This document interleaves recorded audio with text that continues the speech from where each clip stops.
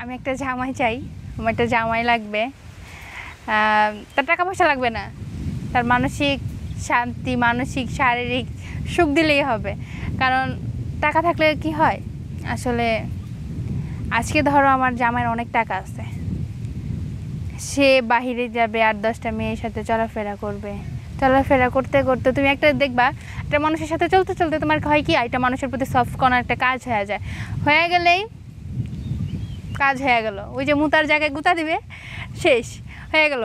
কিন্তু যার টাকা নাই, যারই নাই, সে তো আর টাকা দিয়ে ওই মেয়েটারে কিনতে পারবে না, বা ওই মেয়েটারে কিছু দিতেও পারবে না।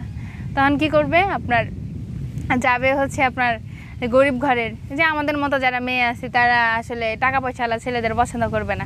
তার কারণ কি, নিজের প্রিয় মানুষটার ভাগ দিন শেষে তুমি কাউকে দিতে পারবে না, কাউকেই না। আমি মানে সবাইকেই, সব মেয়েদেরকে একটা কথা বলবো, আপু টাকা পয়সা দিয়ে আসলে সব হয়, কিন্তু মানসিক শারীরিক এগুলো হয় না।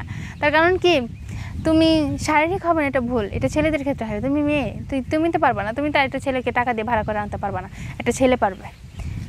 কিন্তু তুমি যদি একটা মধ্যবিত্ত, একটা ভালো ফ্যামিলির একটা ছেলেকে বিয়ে করো, সে কিন্তু কখনোই ওই আরেকটা মেয়ের প্রতি আকৃষ্ট হবে না, তার কাছে বউটাই সবচেয়ে বেশি বড় প্রাধান্য দেবে। আমি ওইরকম একটা ছেলে চাচ্ছি আসলে।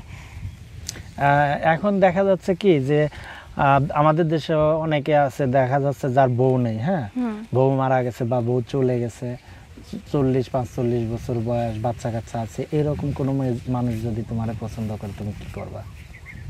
কি করব, তার বউ নাই না, সে যদি তোমাকে চায়? সে যদি চায়, আসলে আমি তাকে না করব না। তার কারণ কি, মানে তার বউ নাই, তার আমি যে তার বাচ্চা কাচ্চাকে ফালাই দেবো বিষয়টা এমন না।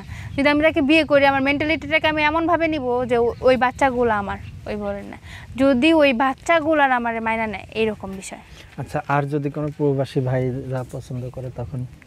প্রবাসী ভাইয়েরা পছন্দ করলে, প্রবাসী ভাই আমি পিন কমেন্টে নাম্বার দিয়ে যাবো, অবশ্যই আমার সাথে যোগাযোগ করবেন। ভালোবাসা এক জিনিস, ভালো লাগা আরেক জিনিস। যদি ভালো লাগায়, তাহলে আমি হচ্ছে একদিন বুড়া হব, আমার পরে আপনার আমার ভালো লাগবে না, তখন আমার মতো একটা জুয়ার মেয়েকে খুঁজবেন। বিষয়টা হচ্ছে এমন, যদি ভালোবাসা থাকেন তাইলে হচ্ছে আমাকে কল দিন, তাছাড়া কল দিন না। আচ্ছা, তো এখন তোমার সাথে যে যোগাযোগ করবে, তোমার নাম, ঠিকানা, এলাকা, গ্রাম একটু যদি বলতে। আমার নাম ফাতেমা, আমি থাকি আপনার চাঁদপুর। আচ্ছা, হ্যাঁ, মতলব, চাঁদপুর মতলব, এটা জায়গাটা অনেক নাম করা। হ্যাঁ, জায়গাটার নাম করা, এটার পাশেই আমাদের। কি কাজ করো তুমি এখন?